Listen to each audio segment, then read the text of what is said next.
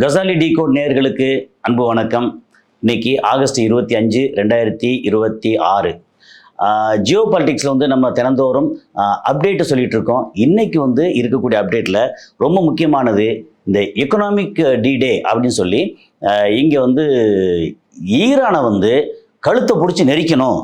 அவங்க வந்து என்ன சொன்னாலும் திமிரி எந்திரிச்சிட்டு வர்றாங்க. அவங்க வந்து எந்த காரணத்தை கொண்டு எந்திரிக்கவே முடியாத அளவுக்கு பொருளாதார தடை விதிக்கணும் அப்படின்னு சொல்லி அமெரிக்கா வந்து ஏற்பாடு பண்ணியிருக்கு.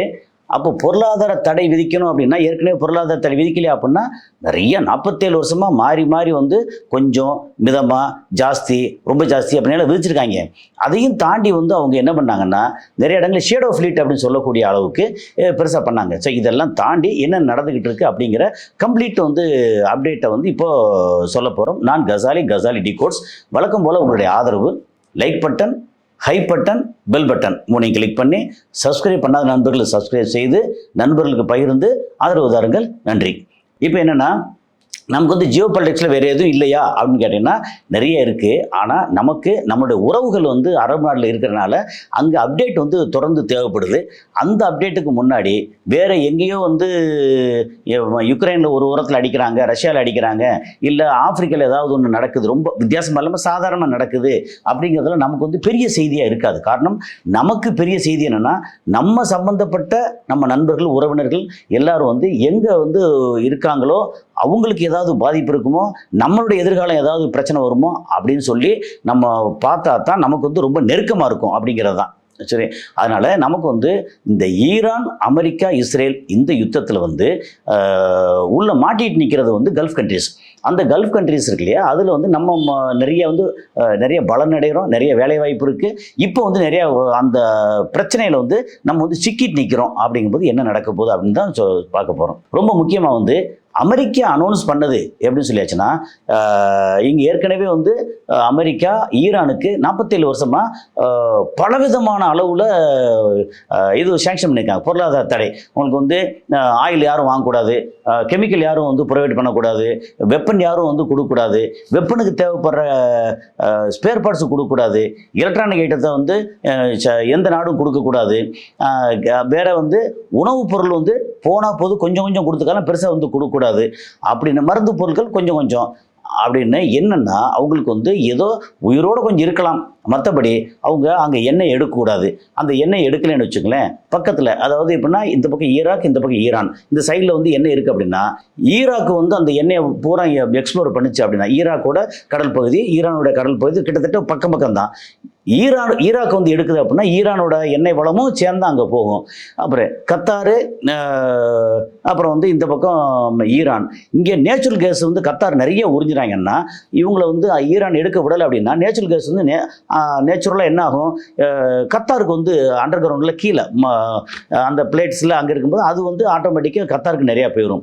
அப்போது இவங்களை கையை முறுக்கி வச்சுக்கிட்டு இவங்களை எல்லாத்தையும் எக்ஸ்ப்ளோர் பண்ணி ஈரானை வந்து பெரிய அளவுக்கு வந்து போண்டி ஆக்க ட்ரை பண்ணதில் அமெரிக்கா வந்து சாதாரண பெருசாக பண்ணியிருக்கு. அதையும் மீறி ஈரான் என்ன பண்ணது, இவங்க வந்து உறிஞ்சிற பூரா எல்லாம் எடுத்தாங்க, ஸ்டோர் பண்ணாங்க, சைனாவுக்கு அனுப்பிச்சாங்க, இந்தியாவுக்கு அனுப்பிச்சாங்க, மற்ற நாடுகளுக்கு அனுப்பிச்சாங்க. எல்லாத்தையும் அனுப்பிச்சாங்கன்னா நேரடியாக சைனாவுக்கு அனுப்பிச்சாங்க. மற்ற நாடுகளுக்கு வந்து வேறு ஏதோ நாட்டோட கொடி, வேறு ஏதோ நாட்டோட கப்பல் அப்படின்னு சம்மந்தம் இல்லாமல் வந்து கப்பல் வந்து ஷேடோ ஃப்ளீட் சொல்கிற அளவுக்கு வந்து திருட்டுத்தனமாக நிறைய விற்றாங்க. அப்போ என்ன நடக்கும்னா, நமக்கு வந்து இப்போ $60 ஒரு பேரல், 159 லிட்டரு கொண்ட ஒரு பேரல் வந்து $60 அப்படின்னு சொல்லி ஓப்பன் மார்க்கெட்டில் இருக்குது அப்படின்னு சொல்லியாச்சுன்னா, இவங்க வந்து $40 தான் கொடுக்க முடியும், அல்லது அதிகபட்சமாக $42, $45 தான் கொடுக்க முடியும். அவங்களுக்கு நேரடியாகவே ஒரு பேரலுக்கு வந்து $15-20 வந்து லாஸ் ஆகும். ப்ளஸ் வந்து இந்த ஷேடோ ஃப்ளீட் கப்பல் இருக்கு, அந்த கப்பல் எங்கேயாவது பிடிச்சாங்கன்னா அதை வந்து கொண்டு போயிடுவாங்க, பிரச்சனை ஆகும்னு சொல்லிட்டு அதுக்கான ரேட் வந்து ஃப்ரைட் ரேட்டும் ரொம்ப ஜாஸ்தியாகும். அப்போது லாஸ் வந்து ஈரானுக்கு நார்மலாக சவுதி அரேபியா, யுஏஇக்கு எவ்வளோ கிடைக்குதோ ஒரு பேரல்லேருந்து, அதிலேருந்து கிட்டத்தட்ட ஒரு 30-40% வந்து லாஸ் ஆகும். அதையும் மீறி தான் சரி பரவாயில்ல, நமக்கு வந்து பணம் வேணும் அப்படிங்கிறதுக்காக எல்லாம் வந்து அங்கே ஷேடோ ஃப்ளீட்டில் ஆயில் விற்கிறது. அங்கேருந்து கிடைக்கக்கூடிய பணம் வந்து துபாய் வழியே, கத்தார் வழியே, அப்புறம் சைனா வழியே, ஏதோ வழியே மற்றதுக்கு இங்கே வரணும்.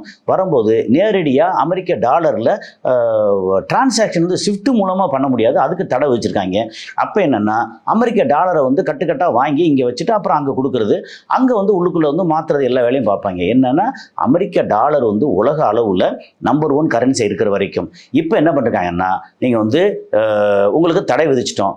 ஷேடோ ஃப்ளீட் வந்து எங்களுக்கு தெரிஞ்சதுன்னா உலகத்தில் எந்த இடத்துல நீங்கள் வந்து பசிபிக் ஓஷனாக இருக்கட்டும், ஆர்டிகா இருக்கட்டும், அண்டார்டிகா இருக்கட்டும், அப்புறம் அமெரிக்காவுக்கு வந்து கீழே இந்த சைடில் இருக்கட்டும், அப்புறம் வந்து அலாஸ்கா சைடு அங்கிட்டு இருக்கட்டும், இல்லை இந்த பக்கம் ஃபாரிஸ்ட்டை தாண்டி வந்து அங்கே மலேசியா தாண்டி அந்த பக்கம் கடலாக இருக்கட்டும், இல்லை இந்திய பெருங்கடலாக இருக்கட்டும், இது வந்து ஆஸ்திரேலியா பக்கமாக இருக்கட்டும், எதுவாக இருந்தாலும் உலகத்தில் எங்கே இருந்தாலும் எங்களுக்கு எல்லா இடத்துலையும் வந்து எங்களுடைய கப்பல் இருக்குது, எங்களுடைய இது ஆட்கள் இருக்காங்க. அவங்க வந்து உங்கள் கப்பலை ஷேடோ ஃப்ளீட் இது வந்து ஃப்ரம் ஈரான் அல்லது டு ஈரான் அப்படின்னு தெரிஞ்சுன்னா அதை நாங்கள் தாக்குவோம், உலகத்தில் எங்கே தான் தாக்குவோம். இது வந்து எவ்வளோ பெரிய முள்ள மாதிரித்தனம். உங்களை வந்து மொத்தத்துக்கு உயிரோடு இருக்க விட மாட்டோம், உனக்கு பிழைக்கவே விட மாட்டோம் அப்படின்னு பயங்கரமாக கையை காலை கட்டி போட்டு ஒரு வழி பண்ணுற மாதிரி வந்து பண்ணுறாங்க இல்லையா.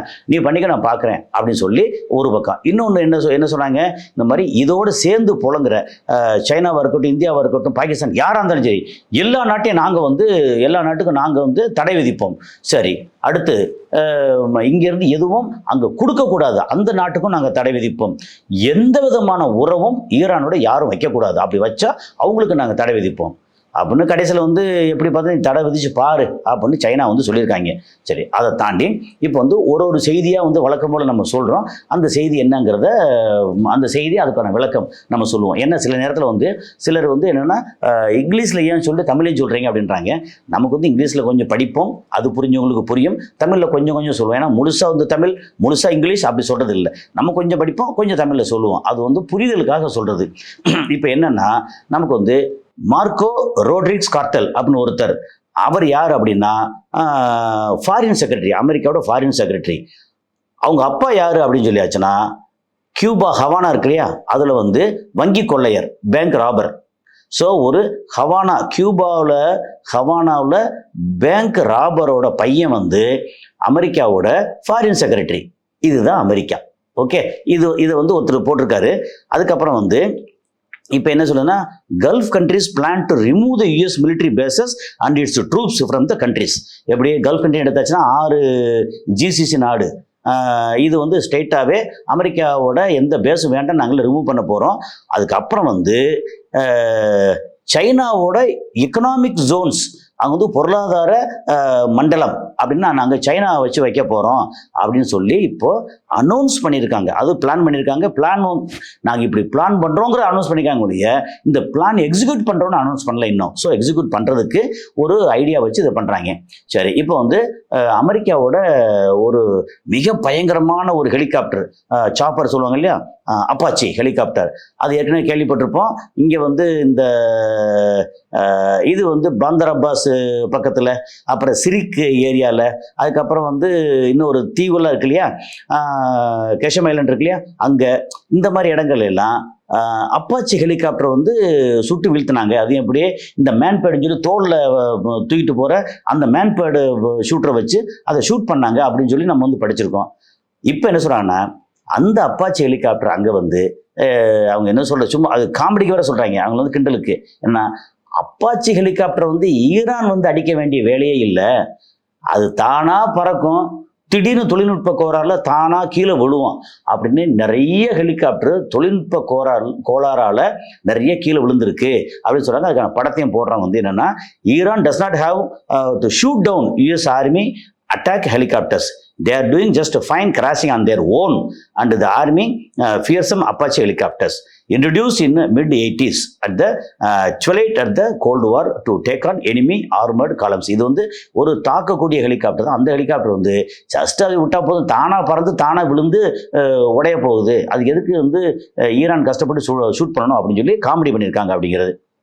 அதுக்கப்புறம் வந்து சைனா அமெரிக்கா வந்து வான் பண்ணியிருக்காங்க, நீங்கள் வந்து எங்களுக்கு சேங்ஷன், அதாவது செகண்டரி சேங்ஷன் இருக்கு இல்லையா, நாங்கள் வந்து ஈரானுக்கு நேரடி சேங்ஷன் பண்ணியிருக்காங்க. சேங்ஷன்னா வந்து பொருளாதார தடை. நாங்கள் ஈரானை ஆதரிக்கிறவங்களுக்காக எங்களுக்கு செகண்டரி சேங்ஷன் அப்படின்னு சொல்லி நீங்கள் பொருளாதார தடை விதிச்சிங்கன்னா விதிச்சுக்கோங்க, நாங்கள் எங்களுடைய பதிலடி வந்து ரொம்ப தரமானதாக இருக்கும் அப்படின்னு சொல்லி பயங்கரமாக வான் பண்ணியிருக்காங்க அமெரிக்காவை. என்னென்னா ஈரான் வந்து மெயின் சப்ளை என்ன, oil, petrochemical, minerals and other raw materials. Okay, இங்கே ஆயில் பேஸ்ட் எல்லா ரா மெட்டீரியல்ஸ், மினரல்ஸ் எல்லாம் வந்து சைனாவுக்கு வந்து ஈரான் சப்ளை பண்ணுறாங்க. பதிலுக்கு ஈரான் என்ன பண்ணுறாங்க வந்து machinery, cars, electronics and industrial goods எல்லாத்தையும் அது இங்கே விளையிற பூமியில் விளையக்கூடிய ஆயில் சம்மந்தப்பட்டது சைனா கொடுக்குறாங்க. சைனா அங்கே மேனுஃபேக்சர் பண்ணுற எலக்ட்ரானிக் ஐட்டம் மற்ற எல்லாத்தையும் வந்து இண்டஸ்ட்ரியல் குட்ஸ் எல்லாத்தையுமே அங்கே இங்கே கொடுக்குறாங்க, கெமிக்கல் எல்லாத்தையும் கொடுக்குறாங்க. அது அவங்க எக்ஸ்சேஞ்ச் பண்ணிக்கிறாங்க. நாங்கள் இப்படி தான் பண்ணுவோம், நீ வந்து செகண்டரி இது சேங்ஷன் பண்ணி பார்ப்போம் அப்படின்னு சொல்லி வார்ன் பண்ணியிருக்காங்க. அதுக்கப்புறம் வந்து இது வந்து ஹவுதீஸ் அங்கே செங்கடலில் சவுதி ஒரு கப்பல் அது போகுது, அது சவுதியோட கப்பல்னு சொல்லிட்டு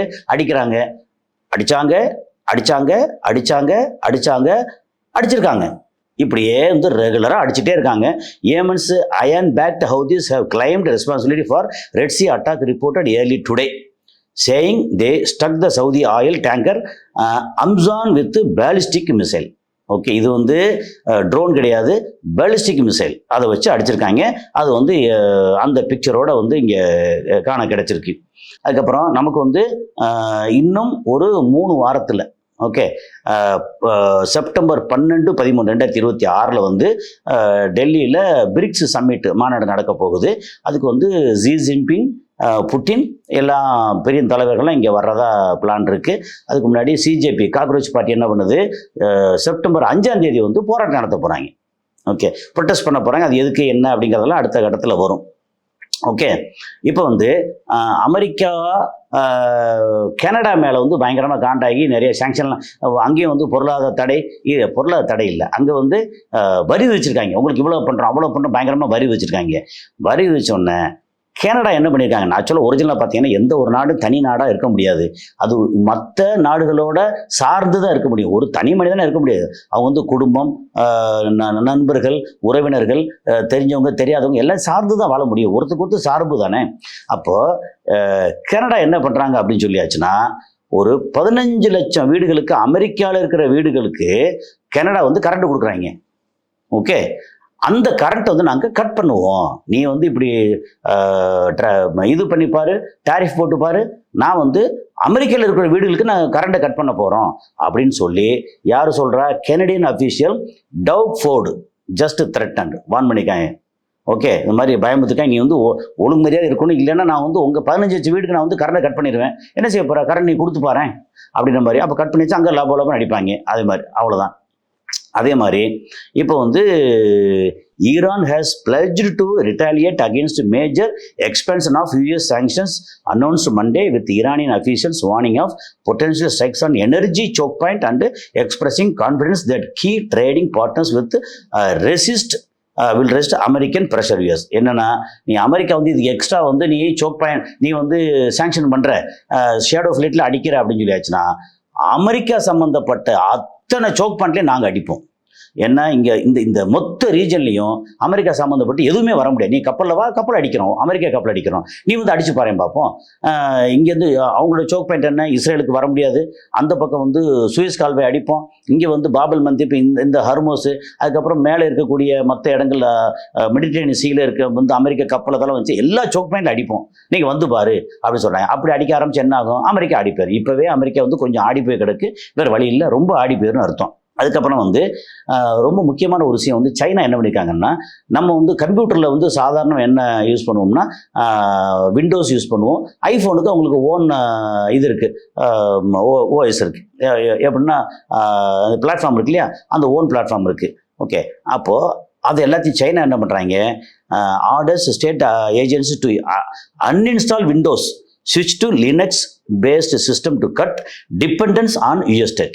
இனிமேல் வந்து அமெரிக்காவை வந்து நம்பி எதுவுமே வேண்டாம், எல்லாத்தையும் படிப்போம். அங்கே வந்து கூகுள் கிடையாது, நான் கேள்விப்பட்ட வரைக்கும் அங்கே வந்து கூகுள் சர்ச் எல்லாம் கிடையாது, அவங்களுக்கு சொந்தமாக வச்சுருக்காங்க. அதே மாதிரி இது வேண்டாம், விண்டோஸ் எல்லாம் வேண்டாம், டோட்டல் விண்டோஸை பூரா தூக்கிடு. எந்த கம்ப்யூட்டர் எந்த விண்டோஸ் வேணால் இப்போ நம்ம கம்ப்யூட்டரில் பெரும்பாலான கம்ப்யூட்டர் வந்து ஒன்று ஆப்பிள் கம்ப்யூட்டர் இருந்தால் அவனோட ஓஎஸ் இருக்குது, அது அவனுடைய வந்து அந்த சிஸ்டம் இருக்குது. ஓகே, அது இல்லைன்னா மற்ற எல்லாத்துலேயும் வந்து மேக்ஸிமம் வந்து விண்டோஸ் தான். அந்த விண்டோஸ் பூரா அந்த அங்கே ஏஜென்சியில் தூக்க சொல்லிட்டு லினக்ஸ் பேஸ்டு போட போகிறாங்க. அப்படின்னு என்ன ஆகும், அமெரிக்கா இப்போ விண்டோஸ் போட்டால் தான் அவனுக்கான காசு, அது இல்லைன்னு என்ன ஆகும், டோட்டலாக சொல்லி முடிஞ்சிடும். சரி, இப்போ வந்து அமெரிக்கா வந்து ரொம்ப யோக்கியத்தனமாக பேசிட்டு இருக்காங்கல்ல, இங்கே வந்து ஈரான் இப்படி சாங்ஷன் வச்சு இது வச்சு ரொம்ப வெறி பிடிச்ச மாதிரி அலையிறாங்கல்ல.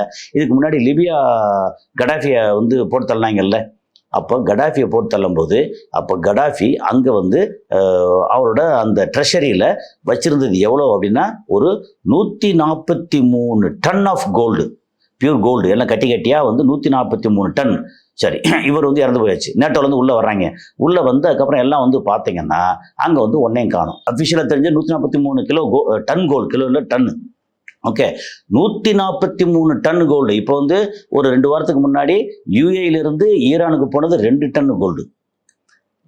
லிபியாவில் இருந்தது 143 டன்னு கோல்டு.